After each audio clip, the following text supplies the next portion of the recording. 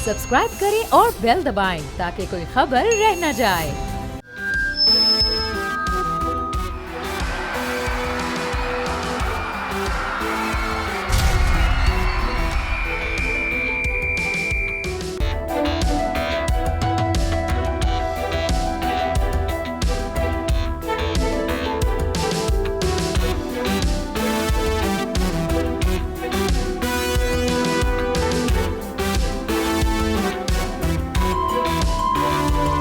अस्सलाम वालेकुम नाजरीन, प्रोग्राम बोल जमहूर में मैं हूं आपका मेज़बान साद गुज्जर।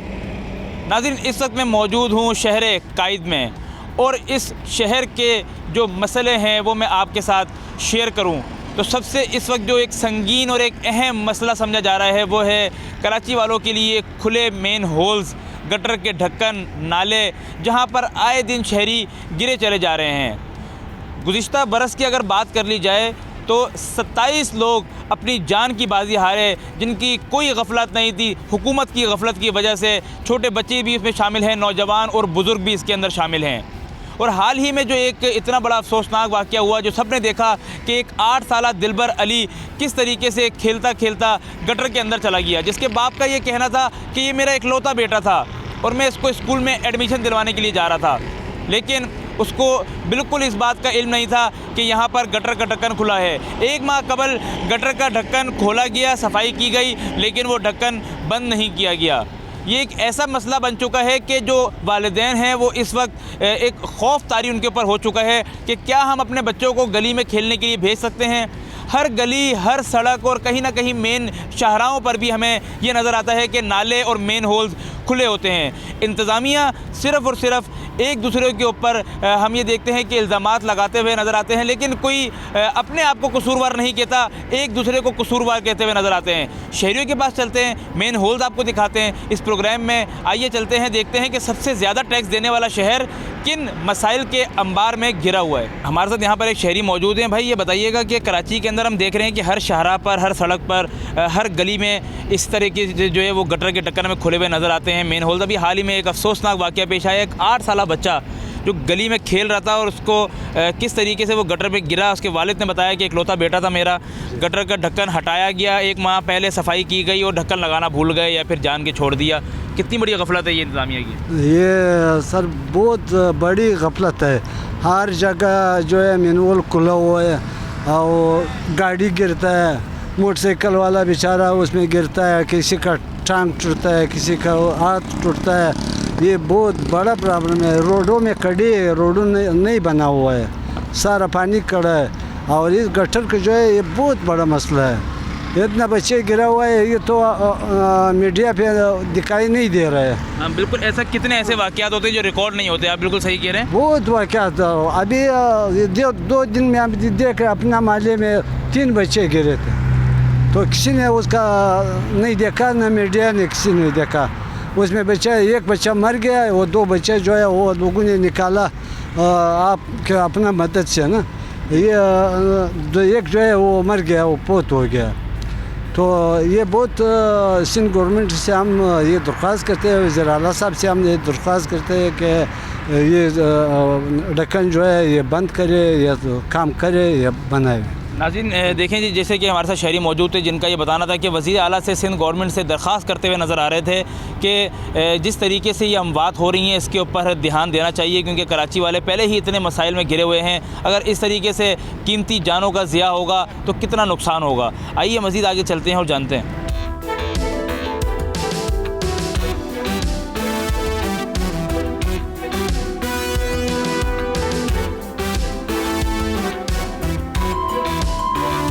देखिए जी, इस वक्त मैं कराची के बिल्कुल सेंटर में मौजूद हूँ, सदर के इलाके में, और मेरे अकब में कैमरामैन दानिश शकील आपको दिखाएंगे कि ये कितना बड़ा जो है ये गड्ढा है और इसके अंदर जो चलता हुआ पानी है नाले का, गटर का, वो भी आप देख सकते हैं। इसकी गहराई भी यहाँ पर जो है वो ज़्यादा है और यहाँ पर कैसे हादसा हो सकते हैं ये आप अंदाज़ा लगा लें। 2 तरफा ये बिल्कुल खुला हुआ है।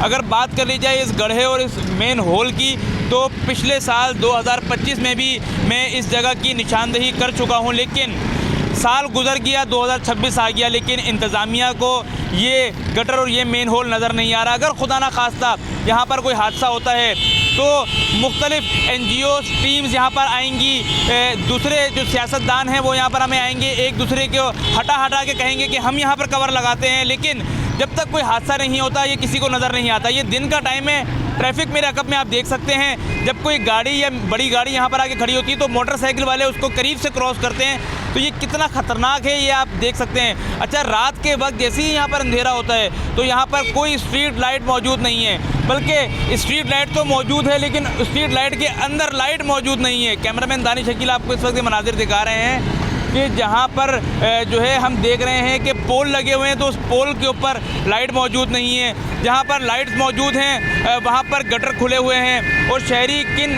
अजियत में मुब्तला है। ये कोई आम सड़क या कोई गली नहीं है जहाँ पर मेन होल खुला हुआ है, ये सदर है कराची का सेंटर, जहाँ से रोज़ाना हज़ारों मोटरसाइकिलें और गाड़ियाँ यहाँ से गुजरती हैं और शहरियों को कितनी मुश्किलात का सामना करना पड़ता है। अंकल, ये जो होल खुला हुआ है ये कितना ख़तरनाक है? मुसीबत है सर, यहाँ पर बहुत रश जाम होती थी, इसी वजह से बहुत तकलीफ होती है। आप देख लो यहाँ पर कितनी ट्रैफिक जाम है अभी भी।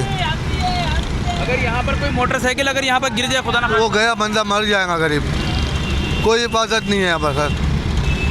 देखिए जी, कोई हिफाजत नहीं है और यह आप अंदाज़ा लगा लें कि ये देखें गाड़ी का टायर कितने करीब से जा रहा है। ये आप देख सकते हैं कि जो गाड़ियाँ यहाँ से गुजर रही हैं, ये सिर्फ कहने की बात नहीं है बल्कि ऑन रिकॉर्ड आप इस वक्त ये स्क्रीन पर देख सकते हैं कि गाड़ियाँ, मोटरसाइकिलें, बच्चे छोटे छोटे यहाँ से गुजर रहे हैं और इस मेन होल के कितना करीब से गुजर रहे हैं और किस अजियत में यहाँ से गुजर रहे हैं। खुदा ना खास्ता जब तक कोई ऐसा मामला नहीं होता, जब तक हुकूमत के जो कान पे है वो जू नहीं रहेंगी, इनके माथे पे जब तक बल नहीं आएगा, जब तक ऐसे मामला जो है वो चलते रहेंगे।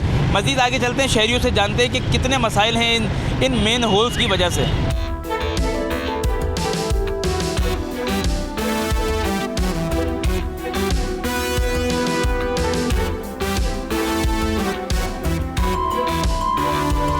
देखिए जी, अब मैं आ गया हूँ कराची के इलाके कुरंगी मेहरान टाउन में, जहाँ पर अब से चंद दिन कबल एक अफसोसनाक हादसा पेश आया था, जिस हादसे में एक 6 साला बच्चा दिलबर अली जो है वो गटर में गिरकर जो है वो अपनी जान की बाजी हार गया था। मैं अब इस वक्त उसी इलाके में बल्कि उनके घर के बाहर ही मौजूद हूँ और मेरे अकब में आप देख रहे होंगे ये एरिया किस तरह का है, यहाँ बच्चे कैसे खेल रहे हैं। कैमरामैन दानिश शकील आपको दिखाएंगे। छोटे बच्चे जो मासूम हैं, जिन्हें बिल्कुल मालूम नहीं है कि आसपास गटर क्या होता है, गटर की गहराई क्या होती है। ज़ाहिर है वालिदैन समझाते ज़रूर हैं अपने बच्चों को कि गटर से दूर रहना है और इस तरह की चीज़ों से दूर रहना है, लेकिन जो बच्चे होते हैं वो इतने मासूम होते हैं कि उनको इन चीज़ों का मालूम नहीं होता और ये इसी खेल कूद के दौरान कुछ ऐसी जो है वो इमरजेंसी हो जाती है, कोई ऐसा मामला हो जाता है, कोई ऐसा हादसा हो जाता है, कोई ऐसा, बल्कि इसको वाक़या भी कह सकते हैं क्योंकि ये हुकूमत की गफलत है। आप मेरे अकब में अब वो गटर भी देख सकते हैं जिस गटर में ये अफसोसनाक हादसा पेश आया था। ये इसके ऊपर ढक्कन मौजूद नहीं था, अब इंतज़ामिया ने यहाँ पर इसके ऊपर ढक्कन लगा दिया है क्योंकि यहाँ पर एक हादसा हो चुका है। लेकिन सवाल ये है कि क्या शहर कायद के जो तमाम गटर हैं उनको ऊपर से कवर कर दिया गया है, जो तमाम मेन होल्स हैं, जो तमाम नाले हैं, क्या उनको कवर कर दिया गया है, या हमेशा की तरह जहाँ जहाँ हादसे होते रहेंगे वहाँ वहाँ पर चीज़ें जो है वो कवर होती रहेंगी। जिन गटर के ऊपर इस वक्त ढक्कन मौजूद नहीं है तो हम ये क्या समझें, इंतज़ामिया से ये सवाल करते हैं शहरी कि हम क्या समझें कि जिस वक्त यहाँ पर खुदा न खास्ता कोई हादसा होगा क्या उसके बाद यहाँ पर कोई आएगा। हमारे साथ यहाँ पर एक बुज़ुर्ग शहरी मौजूद हैं। अस्सलाम वालेकुम अंकल, कैसे हैं आप? खैरियत से? अंकल ये बताइएगा कि मैंने यहाँ पर इलाके में आसपास देखा भी यहाँ आने से पहले, तो मुझे अंदाज़ा हुआ कि यहाँ पर कई ऐसे गटर हैं जिनके ऊपर ढक्कन मौजूद नहीं है और ऐसे हादसा कितने रोनुमा हो रहे हैं ये आपके सामने। बहुत हो रहे हैं। क्या कहना चाहेंगे इस पे? बस मैं क्या कहूँ, मेरा थोड़ा सा उर्दू साफ नहीं है तो मैं नहीं कह सकता हूँ। बहरहाल जो है ना इतना मुख्तसर बता दूँगा, जो है ना इधर का हालात बस ऐसा ही है। 10-8 दिन की पहले जो है ना यहाँ पे कटर पे एक बच्चा गिरा था, जो वो जिंदा रही भी नहीं, मरा हुआ निकाल लिया। हाँ, तो यहाँ का आप देखते भी हो, हमें चाहिए जो है ना ये जो हमारा कटर है ये बहरहाल मेहरबानी करके जो है ना इनको बनवावे। तो बस यही सवाल है अपना। अच्छा, अव्वल तो यहाँ पर कोई सफाई के लिए आता नहीं है, लेकिन बताया यह गया कि जब सफाई के लिए आए नाम ही नहीं लेते, यहाँ पे कोई भी नहीं आते सफाई के लिए। बस सब जो है ना बस ऐसे ही आते, पार्टी वाला भाई लोग आते, देख के चले जाते, कोई इस पर अखल दखल नहीं कर रहे, ऐसे ही है। जब इलेक्शन होते हैं तो वोट मांगने तो सब लोग आ जाते होंगे यहाँ वोट लेने तो बहुत सा आते हैं, हर कोई पार्टी वाला आते, हाँ बिल्कुल, ये बात आपकी भी दुरुस्त है और हम भी दिल से बोल रहे जो है ना, ऐसे ही है। हुकूमत से क्या मुतालबा करना चाहेंगे, कुछ कहना चाहेंगे कि जो ऐसे इलाके हैं इस तरफ भी हुकूमत की नज़र होनी चाहिए? वैसे तो शहर के बीच में भी ढक्कन खुले हुए हमने देखे। जी होना चाहिए, नज़र होना चाहिए। हम भी इंसान हैं, हम कोई जानवर तो नहीं है। ये गंदगिरी पे हम रह रहे, बाहर से जो लोग आते हैं हमें हमारे ऊपर आसरे कह रहे जो है ना, भाई तुम लोग इंसान हो क्या जानवर हो, जो है ना किस हालात में रह रहे हो। मच्छर भी बहुत, गंदगिरी भी बहुत, रास्ते भी जो है ना ऐसे ये बच्चे भी गिरते, बड़े भी गिरते, नमाजी लोग जो है ना रास्ते से नहीं गुजर सकते, जो है ना उनके भी कपड़े जो है ना गंदा होते हैं, ऐसे ही है। देखिए जी, ये इस शहर का सबसे बड़ा अलमिया है कि यहाँ पर जो सफाई के निज़ाम है वो कैसे दरहम बरहम हुआ हुआ है कि ये हम सब के सामने है। ये जिस एरिया में मैं मौजूद हूँ यहाँ पर इसमें कोई दो राय नहीं है कि यहाँ से बच्चे ना यहाँ पर खेल सकते हैं, ना इस गली से कोई नमाजी गुज़र सकता है। हर जगह हम ये देखते हैं कि गटर के ढक्कन हमें खुले हुए नज़र आते हैं, गटर का जो पानी है वो उबलता हुआ बाहर नज़र आता है और कोई पुरसान हाल नहीं है, कोई पूछने वाला नहीं है। ये आपको मैंने गली की सूरत हाल दिखाई है। कोशिश करेंगे जो दिलबर जो इस दुनिया से अब चला गया उसके वालिदैन से बात करने की कोशिश करेंगे। इतना बड़ा हादसा रोनुमा हो गया, उसके बाद उसकी फ़ैमिली क्या बात करती है, इस हवाले से बात करने की कोशिश करते हैं। आइए चलते हैं, आपको लेके दिलबर के घर पे चलता हूँ।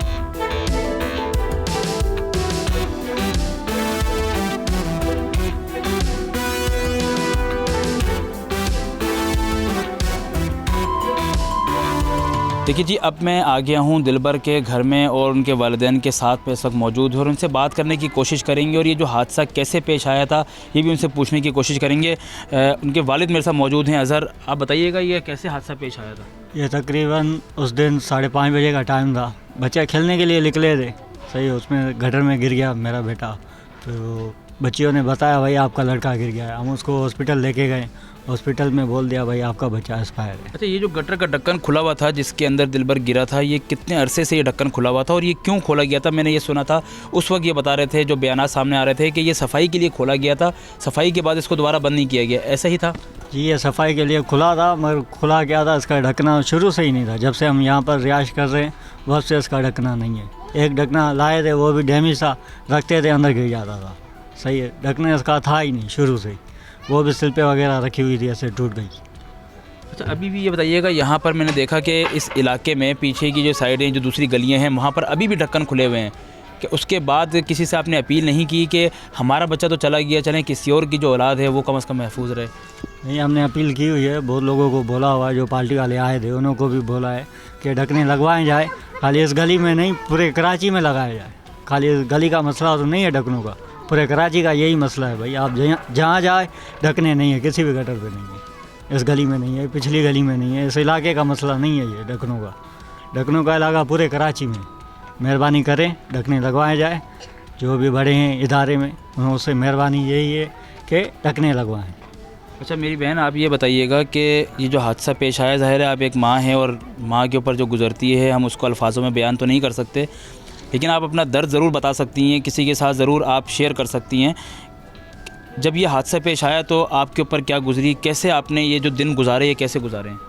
बस क्या करें, अल्लाह की जो रज़ामंदी जो उसमें वहाँ तो करनी थी ना, इस वक्त गुजर गया। एक ही था हमारा, बस सारा घर हमारा एक ही मतलब छोड़ था, एक ही बच्चे का था और कोई भी हमारे बच्चे नहीं है। जो होते जो टाइम पास भी हो जाता, बोलते हैं भाई है हमारे, अल्लाह ताला ने दिए, एक ही था। बस खेलता खेलता चला गया, सही यही टाइम था इसका। हम लोग इसी टाइम ले आए अस्पताल से घर। बस उस दिन, वो दिन हमें अभी तक की याद रहता है, वो वक्त गुजरता भी नहीं हमारा। आपका इकलौता बेटा था, आप तो दरवाजे की तरफ भी देखती होंगी कि क्या कोई मौजज़ा हो जाए, कब उसकी आवाज़ आ जाए, कब वो वापसी आ जाए, कैसे गुजरती है ज़िंदगी? बस क्या करते हैं, क्या करें, हम लोग मजबूर हैं। सारा घर, वो तो कह रहे हैं अभी ये बच्चे हैं, अभी हमारी फैमिली आई है सारी, पहले तो नहीं थी, एक ही हमारा बच्चा था। चीज़ लेने जाता था, सारा घर का सामान ले आता था। इतनी उम्र में बहुत दूर दूर की साफ़ होती थी, सारा पूरा मोहल्ला उसको जानता था, जाता था चीज़ ले आता था, हमें ये वो करता था। क्या कर सकते। देखिए, एक बच्चे की जो साथ इतना बड़ा जो हादसा हुआ, आप लोगों ने तो ये वक्त गुजार लिया, जो क़यामत का जो वक्त था आप लोगों के ऊपर, जो ज़ाहिर है जो क़यामत बरसी होगी आप लोगों के ऊपर, आपने तो ये वक्त गुजार लिया। क्या कहना चाहेंगी, हुकूमत से कोई मुतालबा करना चाहेंगी कि इन मामलात को दुरुस्त कर लिया जाए, अपने किबले दुरुस्त कर लिए जाएं, ऐसा ना हो कि कल को किसी और माँ के ऊपर ये वक्त गुजरे। तो कुछ कहना चाहेंगी?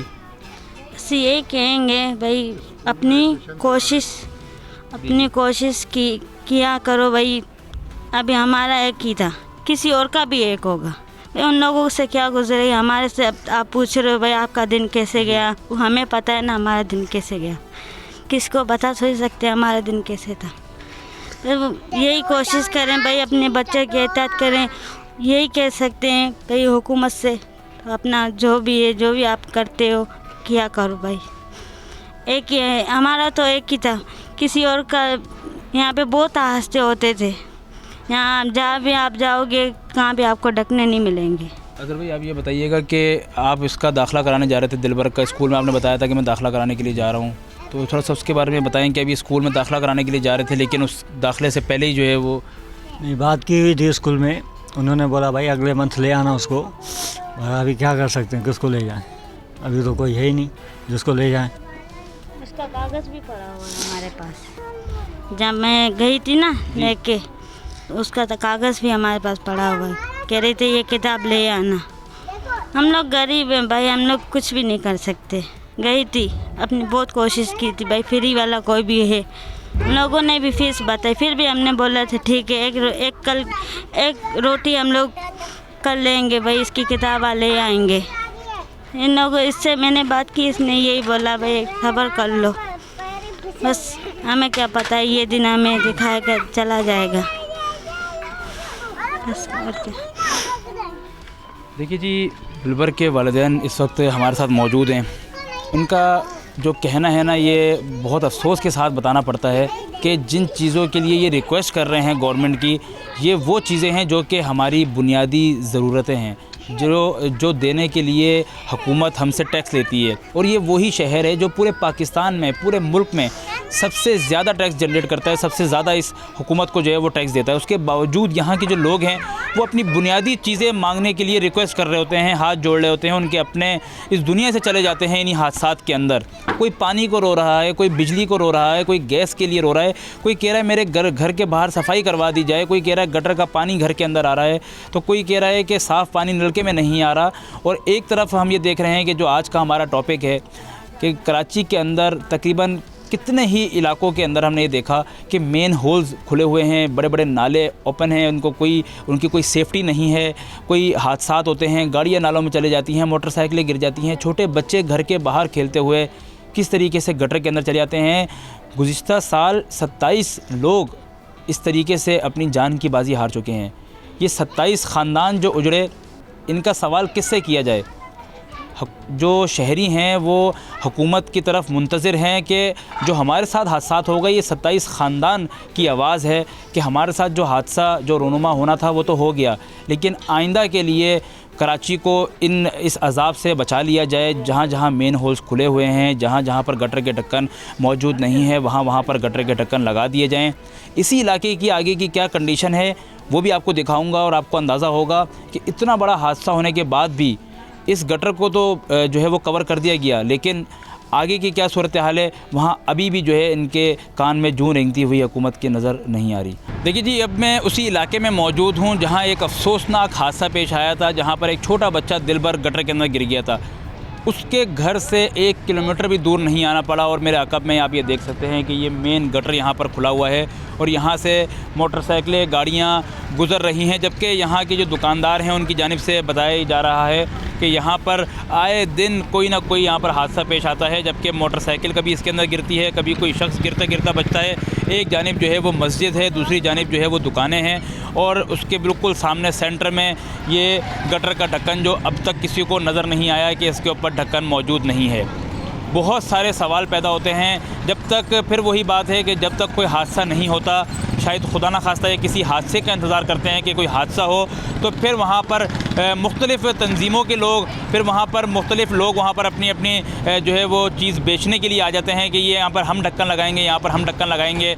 और फिर मुख्तलिफ़ पार्टीज़ भी वहाँ पर आ जाती हैं और फिर आपस में झगड़े कर रहे होते हैं कि ये हमारी जगह है, यहाँ पर हम ढक्कन लगाएंगे, ये हमारी जगह है। हादसे से पहले कोई पार्टी यहाँ पर क्यों नहीं आ रही? हादसे से पहले किसी यहाँ के इंतज़ामिया को ये चीज़ नज़र क्यों नहीं आ रही कि ये जो गटर खुला हुआ है ये कितने बड़े हादसे का सबब बन सकता है? नाज़रीन, कराची के हमने मुख्तलिफ़ एरियाज़ का दौरा किया और हमने सेंटर से लेकर जो हमने दूसरे डिस्ट्रिक्ट भी आपको दिखाए और दिखाने की कोशिश की कि इस वक्त जो एक कराची का एक अहम संगीन जो इस वक्त मसला है वो इस वक्त मेन होल्स और गटर के ढक्कन जो खुले हैं वो हैं। क्योंकि एक नया साल शुरू हुआ है और अगर पिछले साल की बात की जाए तो 27 ख़ानदान हमने उजड़ते हुए देखे इन्हीं हादसात के अंदर। हम ये चाहते हैं कि ऐसा कुछ ना हो और शहरियों को जो है वो बेहतरीन तरीके से इसके अंदर जो है फैसिलिटेट किया जाए, बजाय इसके कि ऐसे ही लोग रोते रहें जैसे पिछले साल लोग रोते रहे और हादसात होते रहे। नाज़रीन, इसी के साथ अपने मेज़बान साद गुज्जर को दीजिएगा इजाज़त। इंशाल्लाह आपसे मुलाकात होगी एक नए टॉपिक के साथ नेक्स्ट बोल जमहूर में। बहुत शुक्रिया।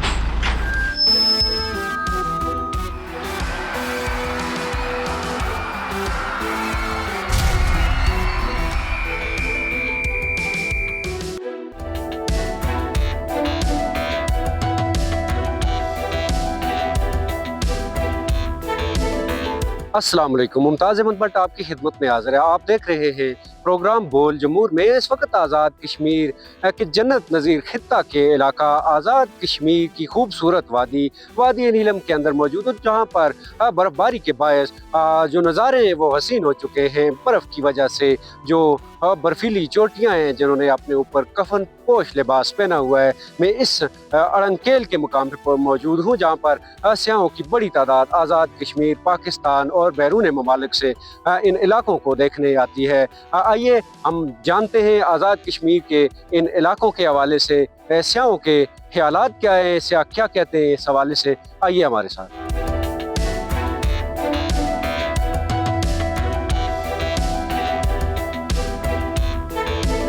अस्सलाम वालेकुम, मेरा नाम अली रज़ा, मैं लाहौर से आया हूँ। मैं आपको बताता हूँ कि मैं तो आता रहता हूँ, लेकिन ये मेरे साथ जितने भी हैं बाकी मेंबर्स ये फ़र्स्ट टाइम आए हैं। मैं इनको लेके आया हूँ क्योंकि मुझे इसकी नेचुरल ब्यूटी बहुत प्यारी लगती है। मैं इधर विज़िट करता रहता हूँ, तो मैं बाकियों को भी ये पैगाम दूँगा, आपको आज़ाद कश्मीर आना चाहिए और यहाँ का व्यू एंजॉय करना चाहिए क्योंकि यहाँ का एनवायरनमेंट बहुत प्यारा है। आप यहाँ पे विंटर में आए, समर में आए, आपको अच्छे लोग मिलेंगे, अच्छे होटल्स मिलेंगे, आपको यहाँ पे सारी सर्विसेज प्रोवाइड करते हैं और नेचुरल ब्यूटी तो आपने इनकी देखी है। यहाँ पे माइनस आई थिंक 28 था जब हम रात को आए हैं, और लेकिन ये कि हम रात को वो भाई बता रहे हैं हम फंस गए थे बिल्कुल, तो लोगों ने हमारी हेल्प भी की है। फिर हम ऊपर आए हैं, फिर हमें रूम भी प्रोवाइड किए हैं, सभी चीज़ें हम सभी फैसिलिटीज हमें उन्होंने दी हैं। जी बिल्कुल, नौजवानों का ये कहना है कि आज़ाद कश्मीर की खूबसूरती को देखने के लिए सियाह पाकिस्तान के दीगर इलाकों से भी अड़ंकेल विज़िट करें। आगे चल के हम बात करते हैं सियाह फैमिली से कि उनका इस हवाले से क्या कहना है।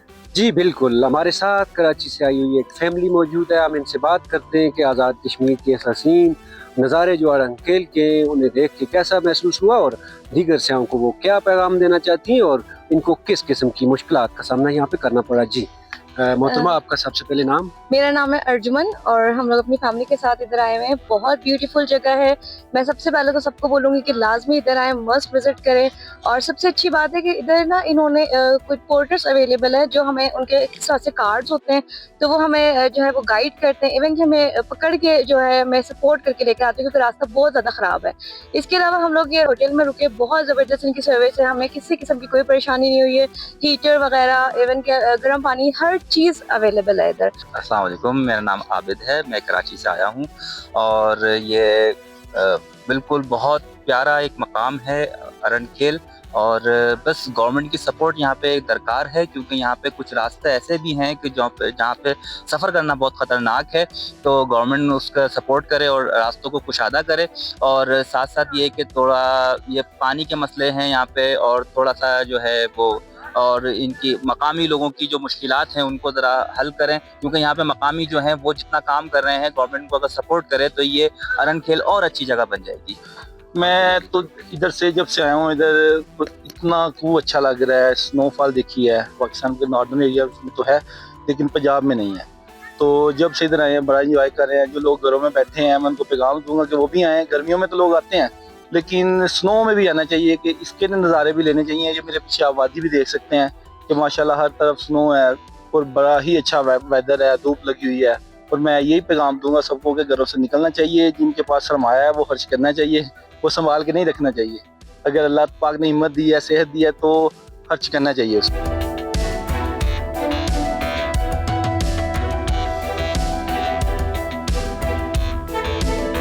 स्की करते हुए किस चीज़ का आपको ख्याल करना पड़ता है और स्की करने के लिए, या बर्फ़ की कितनी मकदार होनी ज़रूरी है? मकदार तो बर्फ़ की ओवरऑल 2-3 फुट हो, कोई मसला नहीं है। ओवरऑल स्की में जो सबसे बड़ा इशू होता है वो ये है कि आपका ये घुटना होता है, ये इसका बड़ा इशू होता है। ये घुटनों को मजबूत रखना पड़ता है, इसको हल्का सा इधर उधर कर दिया तो ये निकल जाए तो बड़ा इशू होता है, फिर रिकवर होते होते काफ़ी टाइम लग जाता है। जी, हमारे साथ यहाँ के मकामी घुड़सवार मौजूद हैं, इनसे बात करते हैं कि घुड़सवारी का इनका शौक़ कब से है और आज़ाद कश्मीर के अंदर आने वाले जो सियाह हैं वो घुड़सवारी से कितना महजूज होते हैं और इनको घुड़सवारी से कितनी आमदन होती है। जी, ये जो घुड़सवारी है ना, ये लोग टूरिस्ट जो है ना, सियाह जितने भी ये बहुत खुश होते हैं घुड़सवारी से। ठीक है, ये नई चीज़ है। ठीक है, तो बाकी जो है ये हम तकरीबन 8-10 साल से ये काम कर रहे हैं। जब से टूरिस्ट आया है उसके बाद जो है ना ये लगातार घुड़सवारी हो रही है। ये रोज़ बरोज़ इसका काम जो है ना वो ज़्यादा से ज़्यादा हो रहा है, बढ़ रहा है ज़्यादा से ज़्यादा। तो सियाहों को क्या पैगाम देना चाहेंगे आप? सियाहों के लिए यही है कि वो ज़्यादातर लोग आएँ, ठीक है, लुत्फ़अंदोज़ होएँ। ये जगह बहुत खूबसूरत है, ठीक है, देखने वाली जगह है। इंशाल्लाह जो भी आएगा वो बार बार फिर आएगा। कुल हमारे साथ प्राइवेट टूरिज्म एसोसिएशन के कुछ रहनुमा मौजूद हैं जो अड़ंकेल के अंदर सियाहत की तामीर और तरक्की में अपना किरदार अदा कर रहे हैं। हम उनसे बात करते हैं कि उनको अड़ंकेल के अंदर हुकूमत की तरफ से अदम दिलचस्पी के बायस किन मुश्किलात का सामना है। जी अस्सलाम वालेकुम, बहुत शुक्रिया बोल न्यूज़ का जो यहाँ पे आए। अड़ंकेल में मसाइल तो काफ़ी हैं, लेकिन चंद मसाइल पे मैं अभी बात करूँगा जो टूरिज़म के अतबार से। सबसे पहला मसला जो हमारा एंट्री है केल से अड़ंकेल की डोली के ज़रिए, तो जो रास्ता है वो रास्ता बहुत डेंजरस है, ख़राब है। अभी हम लोकल सतह पर उसको ठीक तो करते हैं, लेकिन बार बार वो फिर ख़राब हो जाते हैं। एक तो उसका कुछ हल करना है, रियासत ने हमसे बात करनी है और हमने उनका हल भी बताना है, क्योंकि वसाइल हमारे पास नहीं है। एक दूसरी चीज़ यहाँ पे इलेक्ट्रिसिटी का इशू है। यहाँ पे इस वक्त तक वापडा का गवर्नमेंट की तरफ से कोई भी फैसिलिटी मौजूद नहीं है। लोकल टरबाइन की बिजली है जो कि पानी की कमी की वजह से, मौसम के अभी बर्फबारी नहीं हो रही है, ठंड ज़्यादा है, टेम्परेचर गिर रहा है और पानी कम हो रहा है, उसकी वजह से वोल्टेज बहुत कम है। और वैसे भी वो जो प्रोजेक्ट हमने लगाया था वो कोई 20-30 घरों के लिए लगाया था, तो अब गेस्ट हाउसेस भी हैं और वो घर भी हैं, इस वजह से वो बिजली भी पूरी हमें नहीं होती। ये बड़ा अहम मुद्दा। और तीसरी चीज़ ये है कि अगर पानी का जो मसाइल है यहाँ पे गवर्नमेंट की तरफ से वो प्रोजेक्ट इतने नहीं है, यहाँ पे टैंक इतने नहीं है कि हमें यहाँ पे मुस्तकिल पानी, क्योंकि पानी भी फ्रीज हो रहा है, जिसकी वजह से क्लाइंट को मुश्किलात का सामना करना पड़ता है। और हम लोगों को भी जो सर्विसेज दे रहे हैं, जो हम मेज़बान हैं, हमें भी बहुत सारे प्रॉब्लम्स फेस करने पड़ते हैं। लेकिन यह है कि टूरिस्ट को काफ़ी हद तक हम सहूलियात तो देते हैं, लेकिन यह है कि वो हम खुद ख़त्म हो जाते हैं उनको सहूलियात देते देते।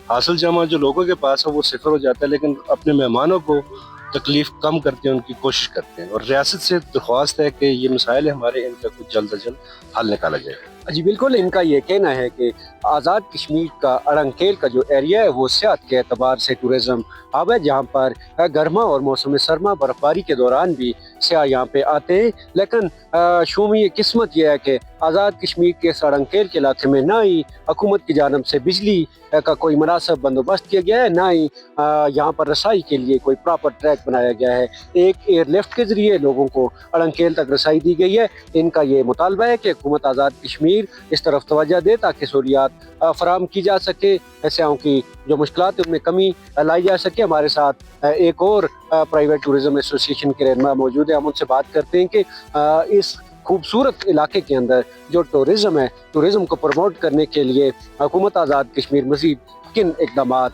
की ज़रूरत है हुकूमत को।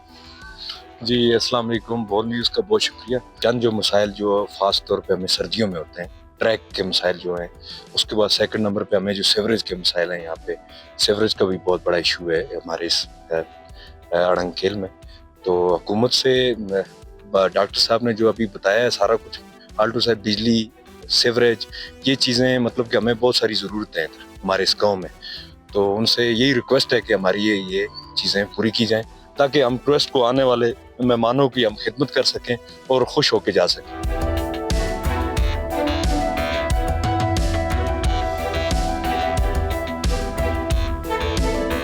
हाँ, नीलम वैली आज़ाद कश्मीर का मशहूर सियाती एरिया है और ये वैली दुनिया की उन इलाकों में, उन मकामात में शामिल है जहाँ पे टूरिस्ट का एक बहुत बड़ा फ्लो आता भी है और यहाँ पे टूरिस्ट रिजॉर्ट्स और टूरिस्ट स्पॉट्स बहुत ज़्यादा हैं। तो यहाँ पे 2024 में तकरीबन 6 लाख सियाह मौसम गर्मा में आए और यहाँ पे अब सर्दियों में भी सियाहों की आमद वक्तन फ़वक्तन रहती है, लेकिन सर्दियों में यहाँ पे सख्त प्रिकॉशनरी मेजर्स की ज़रूरत है क्योंकि नीलम वैली की रोड थोड़ी तंग है, जिस वजह से ज़्यादातर पंजाब से आने वाले ड्राइवर हज़रात वो किसी नेग्लिजेंस की वजह से या गाड़ी की फिटनेस न होने की वजह से हादसा का शिकार हो जाते हैं। तो इसलिए प्रिकॉशनरी मेजर ज़रूर इस्तेमाल करने चाहिए। यहाँ मौसम सरमा में सख्त बर्फ़बारी और फिसलन होती है, इसलिए गाड़ियों के टायर्स पे चेन लगा के जो है ना यहाँ सफ़र किया जाना ज़्यादा बेहतर है। केल तक तो मौसम ठीक ही होता है, रोड की कंडीशन भी ठीक है। केल से आगे ज़्यादा बर्फबारी में सफ़र करने से एहतियाती तदाबीर के साथ ही सफ़र किया जा सकता है। बाकी यहाँ पे टूरिस्ट पुलिस इंतज़ामिया और बाकी तमाम महकमा टूरिस्ट को मुकम्मल फैसिलिटेट करने के लिए हर वक्त मौजूद रहते हैं। मैं यहाँ पे डिस्ट्रिक्ट डिज़ास्टर मैनेजमेंट अथॉरिटी जो है उसका इंचार्ज हूँ नीलम का, और रेस्क्यू 1112 का भी इंचार्ज हूँ। तो मैं सिर्फ ये बताना चाहता हूँ कि चूँकि आज़ाद कश्मीर में सबसे ज़्यादा जो विंटर टूरिज़म का स्कोप है वो डिस्ट्रिक्ट नीलम में है।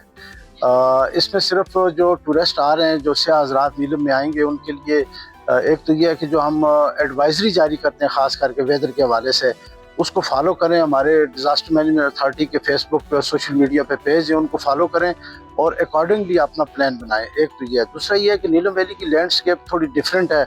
यहाँ पे रोड के ऊपर बर्फ़ होती है, कोहरा पड़ता है और उसको एहतियात के साथ एक तो ड्राइव करनी चाहिए और दौरान ड्राइविंग जो है वो मोबाइल फ़ोन इस्तेमाल नहीं करना चाहिए। एक तो ये ओवरटेक से परहेज़ करें और ख़ास करके जहाँ भी जिस गेस्ट हाउस में आप ठहरें वहाँ पे अगर आप गैस का सिलेंडर इस्तेमाल करें तो सोने से पहले उसको एहतियात के साथ और इंश्योर करें कि उसको बंद करके प्रॉपर तसल्ली बख्श होकर सोएं, क्योंकि ये भी एक बड़ी ख़तरनाक सूरत पैदा होती है कि जब कमरे में कई लोग जो है वो गैस का जो सिलेंडर है उसको लगा के सो जाते हैं तो उसकी वजह से ऑक्सीजन की कमी का शिकार हो जाते हैं और इससे बहुत सारी अमवात भी इससे पहले हो चुकी हैं। तो टूरिस्ट हज़रात से ख़ास करके ये गुजारिश है कि जब भी वो नीलम वैली का सफ़र करें तो अपनी सेफ्टी को इंश्योर करें, मोहतात ड्राइविंग करें, ओवरटेक से परहेज़ करें और ख़ास करके रात के सफ़र से इज्तनाब करें।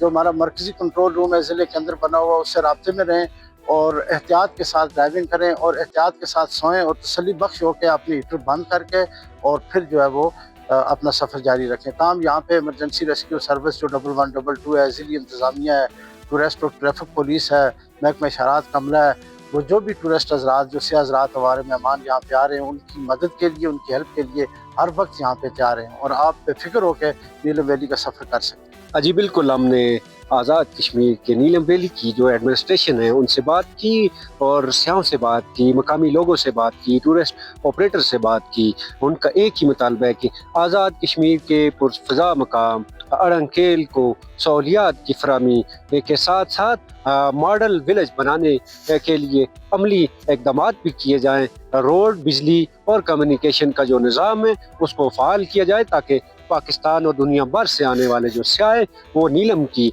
खूबसूरती को देख सकें। मुझे दीजिए इजाज़त, अल्लाह नेगेबान।